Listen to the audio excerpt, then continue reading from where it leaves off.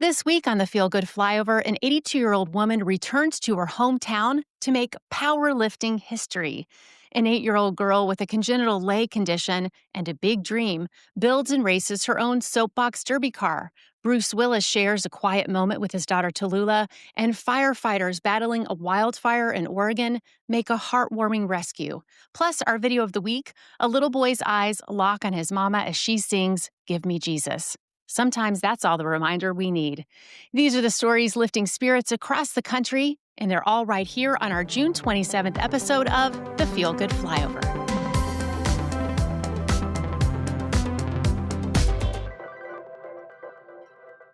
Hi there, and welcome back to the Feel Good Flyover. I'm Amy Hess, and whether you're tuning in from the road, your kitchen, or just taking a well-deserved breather, I'm so glad you're here. This is a show that celebrates the good, the moments that make us pause, smile, and maybe even tear up a little. Because no matter what kind of week it's been, we all need a reminder that hope is still out there. Every Friday, I do a deep dive into the stories straight from the Feel Good Flyover newsletter. Real people, real kindness, and real reasons to believe in the world again. So wherever today finds you, I hope you'll stick around. Let's get ready for takeoff.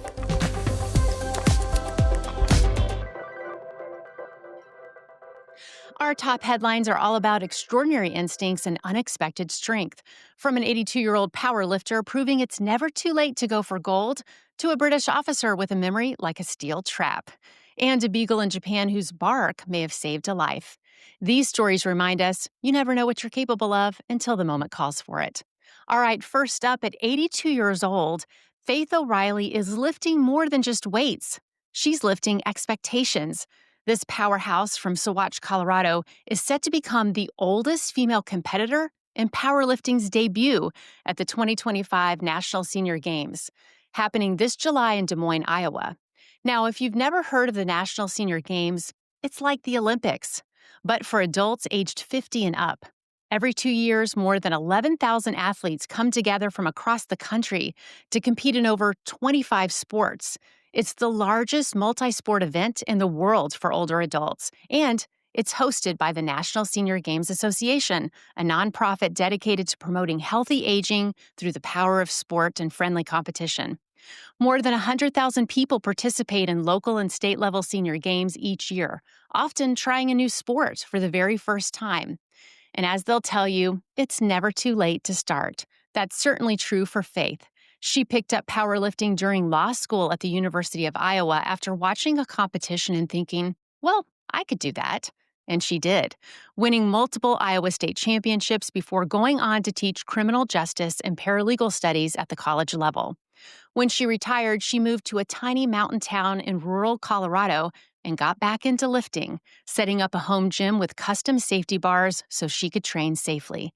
She credits powerlifting with helping her maintain strength, bone health, and independence well into her 80s, and encourages others to give it a try.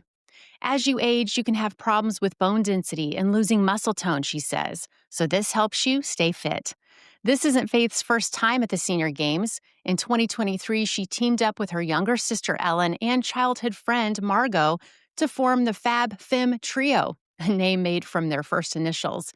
The three women competed in the women's 75-plus triathlon relay and took home the gold medal. Now she's headed back to Des Moines, where she grew up, and she's ready to prove once again that age is no barrier to strength. And maybe the most inspiring part?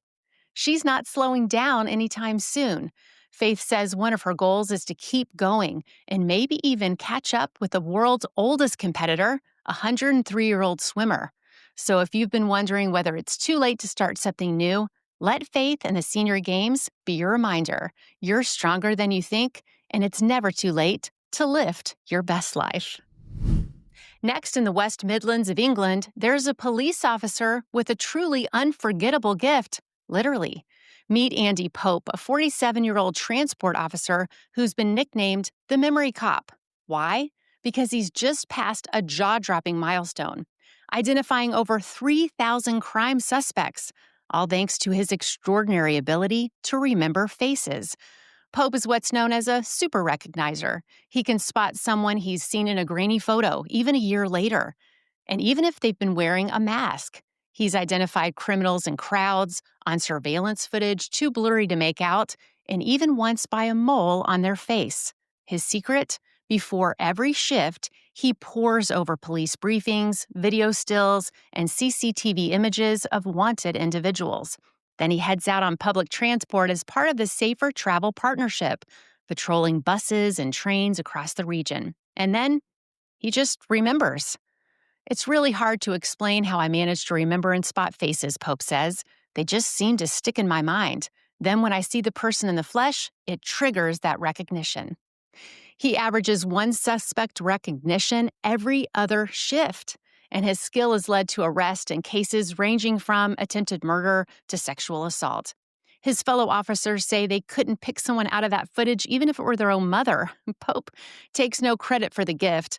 I'm just glad I can assist in catching crime suspects and keeping communities safe, he says.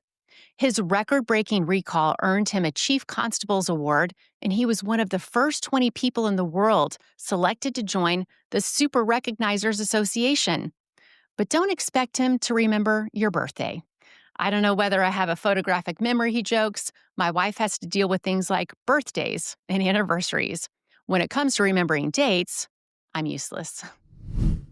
And finally, in Japan, a once-rejected beagle is being hailed as a hero, and his story is as heartwarming as it is wild. Chico, a one-year-old beagle from Niigata, had been returned to a shelter for being too loud. But his new owner, Togen Yoshihara, a 45-year-old Buddhist monk, and the abbot of Yokoku Temple saw something more in the scrappy pup.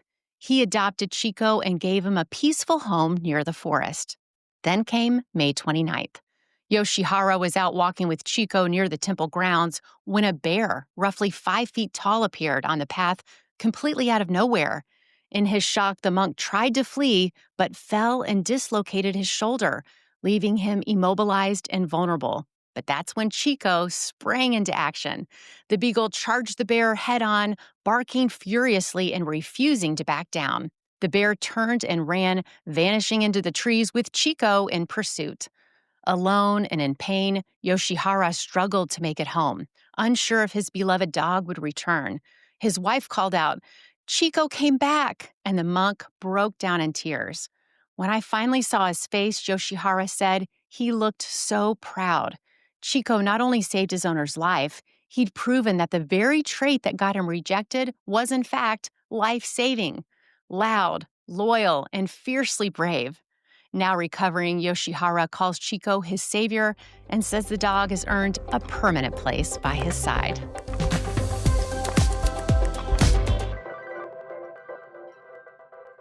Every week on the Feel Good Flyover, we like to round things out with a few stories that might not make the front page, but absolutely deserve a spot in your heart. Whether it's a young girl chasing her dream or a wild rescue from the middle of a fire, these are the moments that remind us how much good is still out there.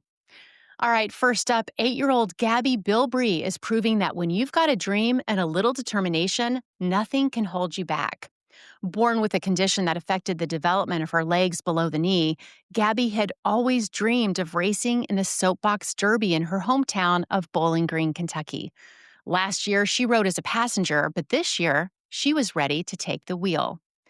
With help from her parents and Kiwanis Club volunteer and Signature Signs owner, David Holland, Gabi spent weeks preparing for race day. The biggest challenge? Building a braking system she could safely control. Gabi, who weighs just 46 pounds, crashed 4 times while they worked out the mechanics. But she never gave up. Traditional derby cars use foot pedals, but Gabi's team developed a custom hand brake powered by a paintball gun cylinder activated with the flip of a switch. When I talked with David for this story, he told me the breakthrough actually came from another soapbox builder in Ohio, a parent of a child with muscular dystrophy. He had developed the same brake design and sent it along to help. David said that support was a huge part of the team's success. "It's a great thing," said her dad, Travis. "It puts Gabi on the same level playing field as other kids her age and lets her take the initiative to do things on her own." And that's exactly what she did. On race day, Gabi piloted her fully adapted, competition-legal car solo down the hill at Fillmore Park, cheered on by the community that helped get her there. Her favorite part? Either the driving or the trophies. And whether she won or not, she proved something even bigger, that courage, creativity, and grit go a long way when you're chasing a dream. Next, in the middle of smoke, fire, and chaos, sometimes something tender and beautiful finds its way through. Firefighters in Oregon were battling the intense Rowena fire last weekend when a small, soot-covered fawn ran straight out of the smoke and into their arms. Jennifer Colton and Danny Koffler were part of the Polk County crew working under brutal conditions, thick smoke, stinging eyes, and scorching heat, when they noticed the baby deer. It was crying, clearly scared and overheated, and had no hesitation as it ran straight towards the crew. It was so tiny, Colton said. I was like, we've got to do something. They gently carried the fawn to the fire truck and poured cool water over it, rinsing away soot and helping it calm down. Thankfully, the deer had made it out of the fire without any obvious signs of injury. The crew then drove it to a nearby forest clearing that hadn't burned. At first, it kept crying, but soon it began to walk off, giving them hope it might reunite with its family. This sweet moment gave the firefighters a much-needed morale boost. Oregon's Department of Fish and Wildlife reminds the public that wild animals should generally be left to find their way on their own. So while it may seem a bit hard to us to allow the fawn back out into the wild, it was the right call. And for this crew, caught in the middle of destruction, it was a moment of connection they won't soon forget. Everybody was so happy to be able to help, Koffler said. We were able to make a difference. You can see photos of the rescue and that soot-covered fawn in today's show notes. And finally, Bruce Willis may have stepped away from the spotlight, but his recent moments with family remind us that often the brightest parts of life are the quietest.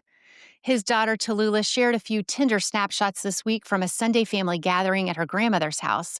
In the photos, Bruce, who's now 70 and facing a diagnosis of frontotemporal dementia, is seen smiling, holding hands with his daughter, and surrounded by loved ones.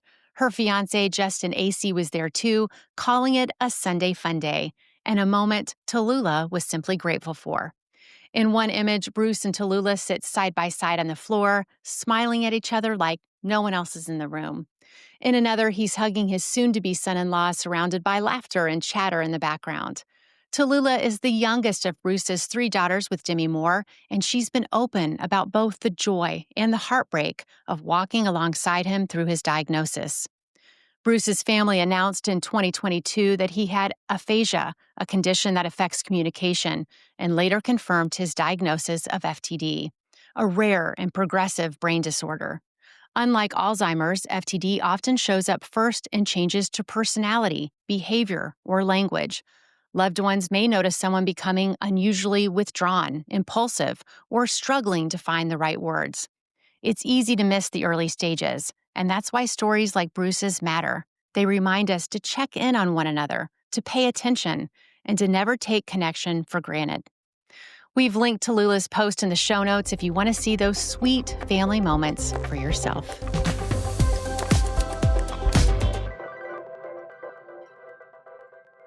After seeing Bruce Willis surrounded by family, here's one more reminder of love at its purest.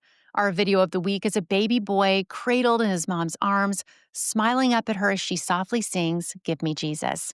You can just see it in his eyes. He's completely in love with his mom and the message of her song. Give me Jesus. Give me Jesus.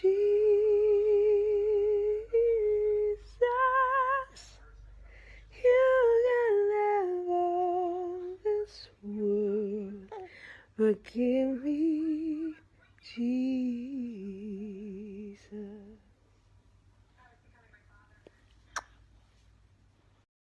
When I talked to Micehlle, the little boy's mom, she told me it absolutely blows her mind that this simple, sweet moment has now been seen by millions. Over 7.4 million views on Facebook and 2.3 million on Instagram. Just a mama singing to her boy, and look what a ripple it made. If you want to watch the full video, we've got the link waiting for you in today's show notes.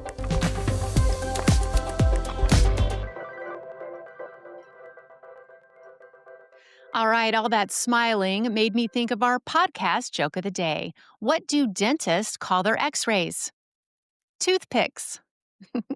Yep, it's cheesy, but it's also clean. Actually, that joke is so clean it must be flossing daily. All right, it's time for Amy's altitude check. This week we heard from Faith, powerlifting her way into the National Senior Games at age 82.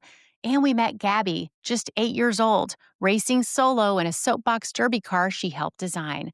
Two very different life stages, but the same unstoppable spirit.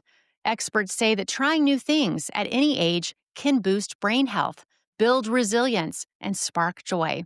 And if you ask me, that's exactly what Faith and Gabi are modeling, stepping up to the starting line, not knowing exactly how it'll go, but doing it anyway. So whether you're 8 or 82, here's your gentle challenge this weekend. Try something new. Maybe it's a hobby you've always been curious about, a new recipe, or just taking a different path on your walk. It doesn't have to be perfect. It just has to be a start. And with that little nugget about starting, we find ourselves landing this episode. Thanks for spending part of your Friday here with me on the Feel Good Flyover. I hope today's stories lifted your spirits and reminded you there's still a lot of good out there. If you enjoyed the show, be sure to subscribe and leave a review. It helps more folks like you find us. And for even more uplifting stories, check out our free email edition at jointheflyover.com. It's the best kind of inbox surprise. I'm Amy Hess, and I'll see you back here next Friday. Until then, take care and remember to look for the good.